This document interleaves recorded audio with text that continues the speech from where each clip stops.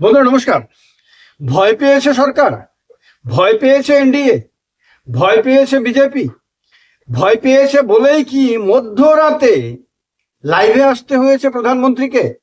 প্রধানমন্ত্রী যিনি গত 2 মাসের মধ্যে এ ব্যাপারে কথা বলেননি, তিনি হঠাৎ করে মধ্যরাতে কেন? তিনি মনে করেছিল যেখানে সব কিছুই কন্ট্রোলের মধ্যে চলে আসবে, খুব সহজেই দিল্লিতে ককরোচ জনতা পার্টির যে আন্দোলন যন্তর মন্তরে চলছে সেটাকে খুব সহজেই ট্যাকেল করে ফেলবে, খুব সহজে সবকিছু নিয়ন্ত্রণে নিয়ে আসবে এবং বিরোধীরাও কিছু করতে পারবে না, ব্যাপক আকার ধারণ করতে পারবে না, খুব সহজেই সবকিছু হাতের মধ্যে নিয়ে আসবে।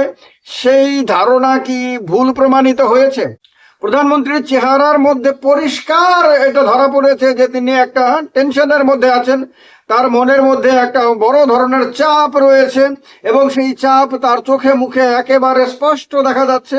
তাহলে এত বড় বড় নেতারা যারা দিল্লিতে বসে রয়েছেন, যারা নিজেদেরকে কেউ যশস্বী বলেন, মানে তারা তাদের লোকদের মাধ্যমে বলান আর কি, বলতে শুনতে তারা খুব পছন্দ করেন, যারা খুব শক্তিশালী রাজনৈতিক দলের নেতা হিসেবে নিজেদেরকে পরিচয় দিতে পছন্দ করেন, যারা বলেন সবসময় যে দেশে তো বিরোধী দলগুলো নেই, বিরোধী দলের কোনো অস্তিত্ব আগামী দিনে থাকবে না, বিরোধী দলগুলো একেবারে অর্থহীন হয়ে যাচ্ছে এবং দেশ একদলীয় শাসনের দিকে এগোচ্ছে এবং 2047 পর্যন্ত দেশে কোনোভাবেই কোনো রকম পরিবর্তন হবে না।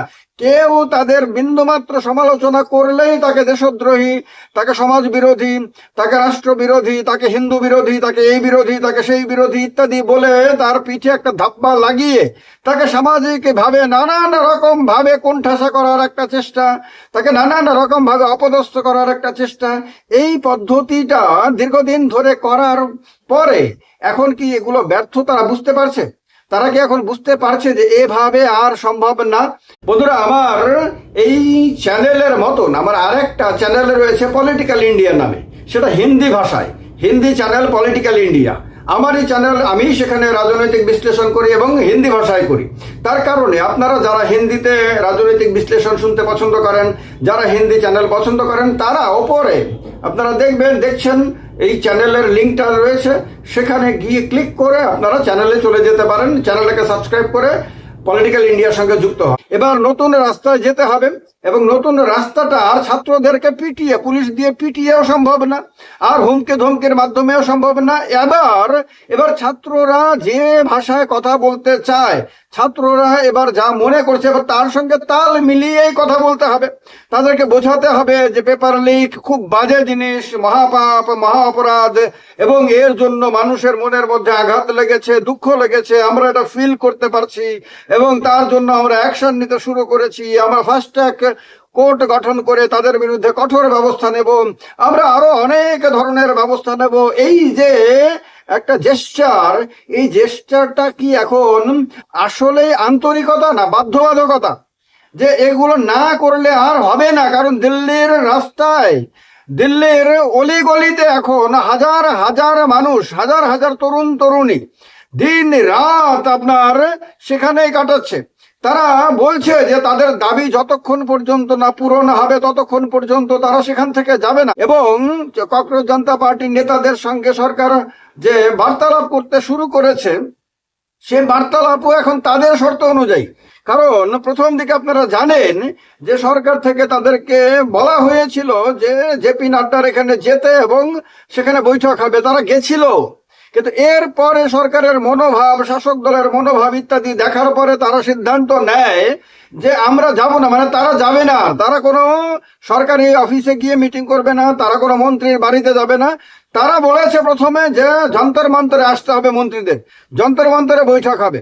এরপরে যখন সরকারের তরফ থেকে যন্তর মন্তরে আসার ব্যাপারে অনীহা প্রকাশ করা হয়, তখন তারা বলে ঠিক আছে, তাহলে ওখানেও হবে না, এখানেও হবে না, মধ্যবর্তী কোনো একটা জায়গাতে হবে, মানে একটা তৃতীয় কোনো স্থান। তাহলে এই যে অবস্থাটা, এই অবস্থাটা কেন এলো? কারণ হলো এতদিন ধরে সরকার অ্যাডামেন্ট ছিল, শাসক দল অ্যাডামেন্ট ছিল, শাসক দল মনে করেছিল যে ভাই বিভিন্ন রাজনৈতিক দলের এমপিরা যেভাবে ভেঙে ভেঙে এনডিএতে ঢুকতে চাইছে, যেভাবে তৃণমূল কংগ্রেস ভেঙে যাচ্ছে, শিবসেনা ইউবিটি ভেঙে যাচ্ছে, সমাজবাদী পার্টিকেও ভাঙার চেষ্টা করা হচ্ছে, শারদ পাওয়ারের এনসিপিকে টালমাটাল করে দেওয়া হয়েছে, আম আদমি পার্টিকে ভাঙা হয়েছে, এবার কংগ্রেসকেও ভাঙার চেষ্টা চলছে। তাতে তো কোনোভাবেই আর শাসন ক্ষমতা থেকে তাদের সরানোর কোনো সুযোগই থাকবে না। দেশে বিরোধী দল বলতে কোনো কিছু রাখাই হবে না। বিরোধী দলগুলো এমনভাবে ছন্নছাড়া হয়ে যাবে, এমনভাবে তারা মানসিকভাবে বিপর্যস্ত হয়ে যাবে এবং তারা রাজনৈতিকভাবে এমন কোণঠাসা হয়ে যাবে যে তাদের পক্ষে আর সম্ভবই হবে না যে শাসক দলকে কোনো রকম ভাবে চ্যালেঞ্জ দিতে। নির্বাচন এলে নির্বাচন কমিশন রয়েছে, ইডি সিবিআই রয়েছে, কেন্দ্রীয় বাহিনী রয়েছে, নানান রকম ভাবে নানান অংশের সাপোর্ট রয়েছে, ভালো জবরদস্ত ফান্ড রয়েছে, মিডিয়া রয়েছে, মানে দাসানুদাস হয়ে যাওয়া মিডিয়া রয়েছে, সমস্ত কিছু রয়েছে। সুতরাং নির্বাচন এলে নির্বাচনগুলো তো জাস্ট ফর্মালিটি হবে, যেটা সময়ের অপেক্ষা মাত্র। এরকম হয়ে যাবে, বিরোধীরা লড়াই করবে, হইচই করবে, চিৎকার চেঁচামেচি করবে, সব কিছু করবে, কিন্তু ইলেকশনে জিততে পারবে না। আর হারবে তো হারবে, এমন ভাবেই হারবে যে এরপরে তাদের মনোবল পূর্ণরূপে ভেঙে যাবে। তাদের দলের সাধারণ কর্মীরাও দলত্যাগ করে তাদের দিকে চলে আসবে, এমএলএরা চলে আসবে, এমপিরা চলে আসবে, এরকম একটা বাতাবরণ তৈরি হয়ে যাবে। এই ধারণা তাদের মনের মধ্যে তো মানে একেবারে বদ্ধমূল হয়ে গেছিল। এবার এখন এই পরিস্থিতি দেখছে যে দিল্লিতে কংগ্রেস দিন রাত অন্যান্য বিরোধী দলগুলোকে সঙ্গে নিয়ে, যদিও তাদের সংখ্যা কমে গেছে, যদিও পার্লামেন্টে তাদের শক্তি কমে গেছে, রাজ্যসভাতেও কমেছে, লোকসভাতেও কমেছে, এবং সরকার বা শাসক দল বিজেপি আপনার 2/3 সংখ্যাগরিষ্ঠতার দিকে এগিয়ে যাচ্ছে এবং তারা মনে করছে যে এভাবে আর 2-1টি দলকে যদি ভাঙা যায় তাহলে 2/3 সংখ্যাগরিষ্ঠতা হয়ে যাবে। সেই ক্ষেত্রে যে কোনো বিল আরামসে পাশ করানো আর কোনো কষ্টেরই হবে না।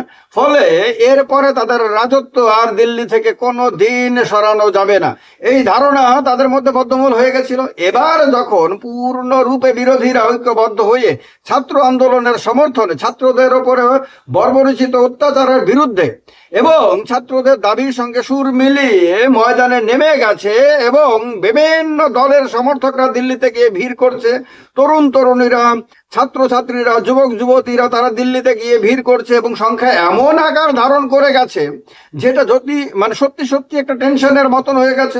পাটনাতে যে আন্দোলন হয়েছে, ছাত্র আন্দোলন, এটা ব্যাপক আকারে, মানে আন্দোলনের তীব্রতা এইরকম ছিল যে তাদেরকে যখন জল কামানে জলের ধাক্কায় তাদেরকে ছিন্ন ভিন্ন করে দেওয়ার চেষ্টা করেছিল পুলিশ, তখন তারা সেখানে ডান্স করছে।